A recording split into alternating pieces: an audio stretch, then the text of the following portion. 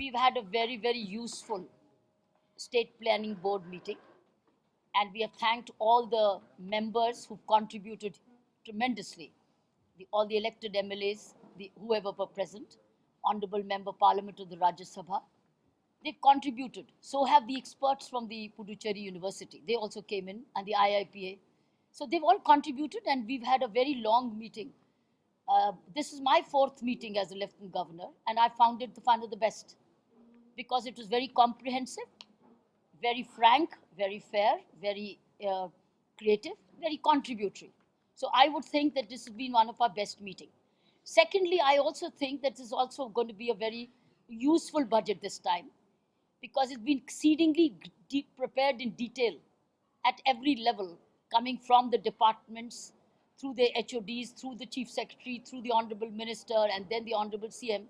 And even I personally reviewed it many times. So we've really this time worked very closely on the budget so that we are able to meet the missing gaps. We've actually filled in the missing gaps which happened in the last budget because we found more resources as well.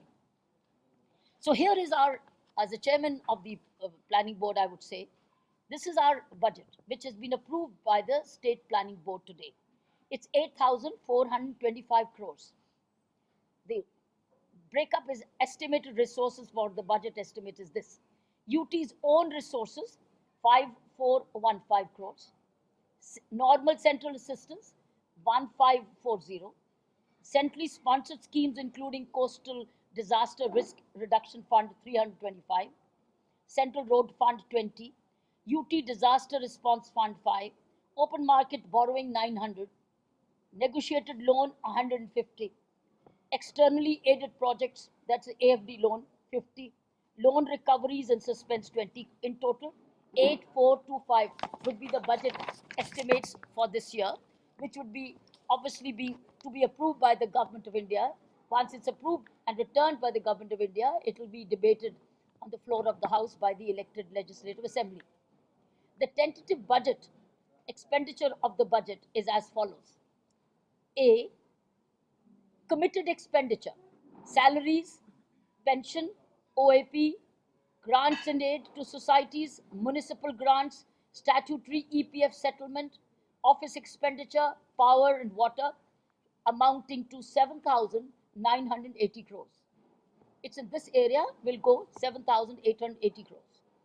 The balance will be from 8,425, 445 crores. From the 445 crores, other expenditures which we need to meet or are committed to meet or promise to meet is 160 crores for free rice, scholarships 41, smart city 30, MLA LED fund 33, subsidies 39, public works 377, and others is 322. This makes it 712 crores. We still have a deficit of 267 crores to meet these other expenses. So this 267 will be met by generating further resources, whatever we can meet. So this is what I thought I would share with you. However, there are certain limitations still for which we don't have funds. We will have to go back and request the Government of India to help us compensate, which I think Honorable CM will take the opportunity to explain to you. But main thing is that this total budget is banking upon the resources generated department-wise, which have been listed.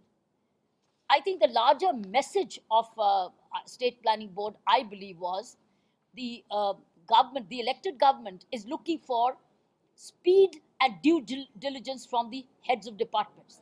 They want to be supported with speed and execution. The message was that centrally sponsored scheme which Government of India is giving us is very valuable expense, which we contribute as well, 60-40 sometimes. We must not let that money go back. We must start using it very early on, etc. So this is my one. Secondly, from the newly inducted members of this group today made very valuable suggestions. And if we would implement them, we would be able to cover up. We may not even have to take loans, I believe. And I think one of the major, two MLAs have made this contribution. One is Mr. Annavalagan and one is Mr. Swaminathan, and even our Rajya Sabha MP, Mr. Kokli Krishnan, right? Basically was that we must go back to cable cable network, because we have more houses, then it's probably one third or one or even half where they are contributing to the cable tax. Whereas when every house almost has a television. So if we can generate cable tax, we will be able to generate funds. Similarly, second very valuable suggestion was that just as we are auctioning all our liquor vents like the AREC and the liquor, we must go back for the IMLF as well. If that can be regularly auctioned too, we will be able to generate lots of good funds. So I don't want to say it all, but this I think, I do believe, I want to thank all the members of the State Planning Board, most of all the budget officers, the entire budget department, the Secretary Planning, the Secretary Finance, and along with this budget team, who've done a very, very diligent job, very a careful job.